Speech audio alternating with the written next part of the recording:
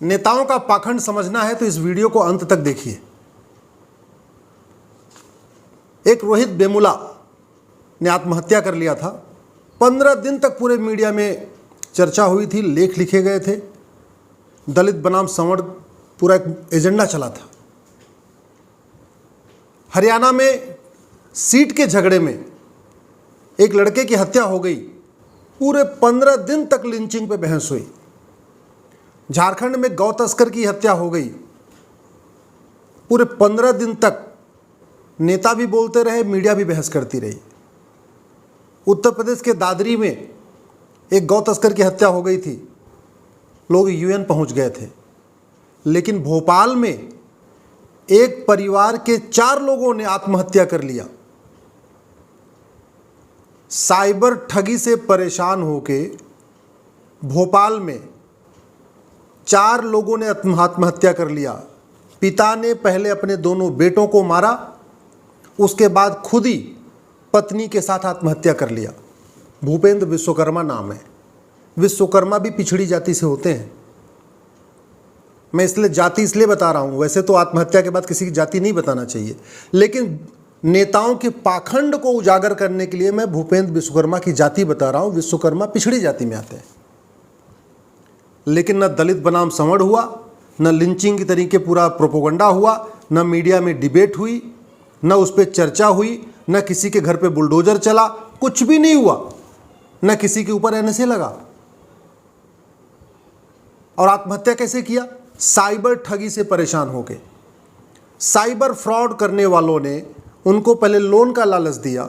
जब उन्होंने लोन ले लिया, उनके ऊपर इतना दबाव बनाते रहे, ब्याज बढ़ता गया, पूरे परिवार की इज्जत को तार तार कर दिया। भूपेंद्र विश्वकर्मा के लैपटॉप को हैक कर लिया, सारा डेटा हैक कर लिया, मोबाइल को हैक कर लिया, पूरा डेटा हैक कर लिया। और भूपेंद्र विश्वकर्मा के पूरे रिश्तेदारों को कि भूपेंद्र ने लोन लिया है, ये चोर है, ये कर्ज है, ये है, कर करके सबको फ़ोन किया, एसएमएस किया, व्हाट्सएप किया।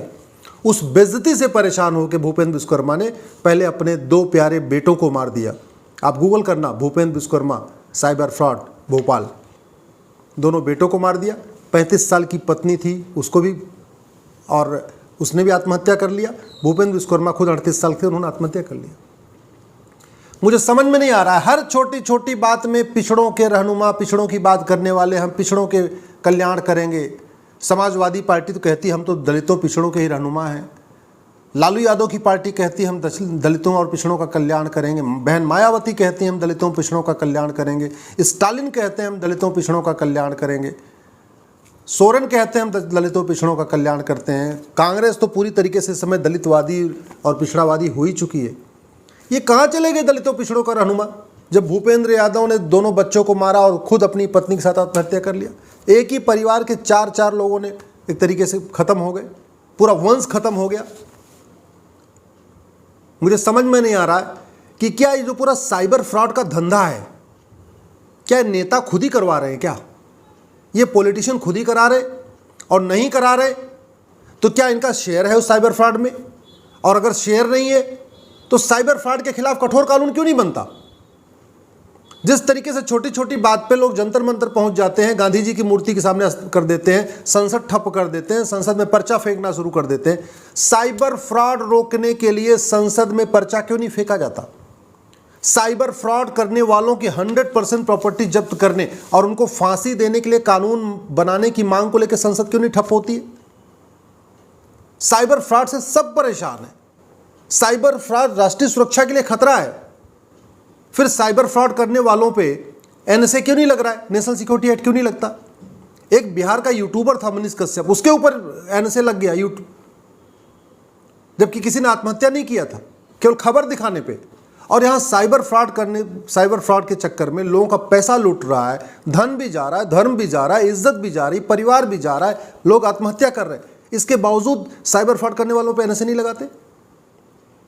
साइबर फ्रॉड एक ऑर्गेनाइज क्राइम है, उसमें एक व्यक्ति नहीं करता, कई लोग होते, पूरी चैन होती, 10 लोग, 20 लोग, 50 लोग होते। और ऑर्गेनाइज क्राइम के लिए हमारे पास एक कानून है, गैंगस्टर एक्ट। साइबर फ्रॉड करने वालों पर गैंगस्टर एक्ट क्यों नहीं लगाते? साइबर फ्रॉड करने वाले पैसा कमाते हैं ना, तो फिर इनके 100% प्रॉपर्टी जब्त करने के लिए कानून क्यों नहीं बन रहा है? साइबर फ्रॉड करने वालों को आजीवन कारावास, फांसी देने के लिए कानून क्यों नहीं बना? दुनिया के कई देशों में फांसी का कानून है, कई देशों में साइबर फ्रॉड पे फांसी का कानून है। मैं कह रहा हूं फांसी नहीं, अरे 50 साल सजा का कानून बनाइए। हर छोटी छोटी बात पे मैं दलितों का चिंतक हूं, मैं अच्छा ये नेता न करें समझ में आता है। ये लेखक बुद्धिजीवी जो सुबह से लेकर शाम तक ट्विटर पे ज्ञान देते रहते हैं, फेसबुक पे ज्ञान देते रहते हैं, अखबारों में आर्टिकल लिखते रहते हैं, जब कलमकार हैं, पत्रकार हैं, लेखक हैं, बुद्धिजीवी हैं, कवि हैं, जो सुबह से शाम तक ज्ञान परोसते रहते, ये ज्ञानी लोग क्यों नहीं साइबर फ्रॉड करने वालों को फांसी देने की मांग करते? भाई क्या इनको भी शेयर मिलता है क्या? ये साइबर फ्रॉड करने वाले भी इनको 10-20% अपना देते हैं क्या? ये क्यों चुप बैठे हुए? नेताओं को तो मिलता होगा, चुनाव लड़ने के टाइम में साइबर फ्रॉड करने वाले देते होंगे, इसलिए नेता मौन है, समझ में आ रहा है। ये पत्रकारों को क्या मिलता है जो साइबर फ्रॉड पे मौन है? किसी एक अखबार ने साइबर फ्रॉड के खिलाफ इस लेख लिखा जब ये 4 लोग खत्म हो गए? किसी एक चैनल ने इस पे बहस किया कि भाई भोपाल में एक ही परिवार के 4 लोग खत्म हो गए, इस पे बहस तो होनी चाहिए कि साइबर फ्रॉड कितना बड़ा, कितना गंभीर इशू हो गया। इस देश की आम जनता लगता है कीड़े मकोड़ों के तरीके मर रही है, लेकिन न नेताओं को चिंता है, न बुद्धिजीवियों को चिंता है, न लेखकों को चिंता है। और छोटी छोटी बात पे सुओ मोटो लेने वाले हाईकोर्ट क्या कर रहा है? मध्य प्रदेश की राजधानी में 4 लोग खत्म हुए हैं। पिता ने पहले 2 लोगों को मारा है, फिर पत्नी के साथ आत्महत्या किया है। मैं तो कह रहा हूं हाईकोर्ट को सुओ मोटो लेना चाहिए था। सुओ मोटो लेकर सरकार से पूछना चाहिए कि साइबर फ्रॉड रोकने पे क्या कदम उठाए जा रहे हैं। मैं कितने विषयों पे पीआईएल करूं, मुझे समझ में नहीं आ रहा है। पीआईएल की एक सीमा होती है, पीआईएल ड्राफ्ट करने में 1 सप्ताह का समय लगता है। मैं तो अपने अधिवक्ता मित्रों से निवेदन करता हूं, आप लोग अपने अपने हाईकोर्ट में पीआईएल फाइल करिए। जब कोई बड़ी घटना हो तो और कुछ मत करिए, तो कम से कम पीआईएल करिए। अगर इस देश के हाईकोर्ट में जितने एडवोकेट्स हैं, अगर साल में 1 पीआईएल फाइल करना शुरू कर दें, डिसमिस होगी ना, खारिज होगी ना, अरे कम से कम जाएगा तो, जजों के सामने बात तो होगी, चर्चा तो होगी, कम से कम इस पर गंभीर बहस तो होगी। इसलिए दुर्भाग्यवश भ्रष्टाचार के मामले में सारे लोग अपने अपनी ड्यूटी नहीं निभा रहे हैं। भ्रष्टाचार को जड़ से खत्म करने पे, साइबर फ्रॉड को जड़ से खत्म करने पे न जुडिशरी अपनी ड्यूटी निभा रही है, न कार्यपालिका अपनी ड्यूटी निभा रही है, न सांसद विधायक अपनी ड्यूटी निभा रहे हैं, न जज अपनी ड्यूटी निभा रहे हैं। और दुर्भाग्यवश लोकतंत्र का चौथा स्तंभ जो मीडिया है, इलेक्ट्रॉनिक मीडिया, प्रिंट मीडिया, वो भी अपनी ड्यूटी नहीं निभा रहा है। भ्रष्टाचार इतनी गंभीर समस्या हो गई है कि लोग आत्महत्या कर रहे हैं। भ्रष्टाचार के कारण रोड एक्सीडेंट हो रहा है, सड़क खराब होती, रोड एक्सीडेंट होता, रोड एक्सीडेंट से लोग मर रहे हैं। साइबर फ्रॉड से लोग आत्महत्या कर रहे हैं, साइबर फ्रॉड के कारण लोग मर रहे हैं। इतना ज़्यादा करप्शन है कि बहुत सारे लोग डिप्रेशन में ख़त्म हो जा रहे हैं। साइबर फ्रॉड के चक्कर में कितने सारे ऐसे, अभी तक ये पहला घटना नहीं, बहुत सी ऐसी घटनाएं आ चुकी हैं, लेकिन लोग चिंतन नहीं कर रहे हैं। ऐसी कोई समस्या नहीं है जिसका समाधान नहीं हो सकता, ऐसी कोई बीमारी नहीं है जिसका इलाज नहीं हो सकता। हर बीमारी का इलाज है, हर समस्या का समाधान है। लेकिन जैसे बीमारी की चर्चा करने से बीमारी ठीक नहीं होती, ऐसे समस्या की चर्चा करने से समस्या ठीक नहीं होती है। उसके मूल कारण पे जाना होता है, अस्थायी समाधान ढूंढना पड़ता है।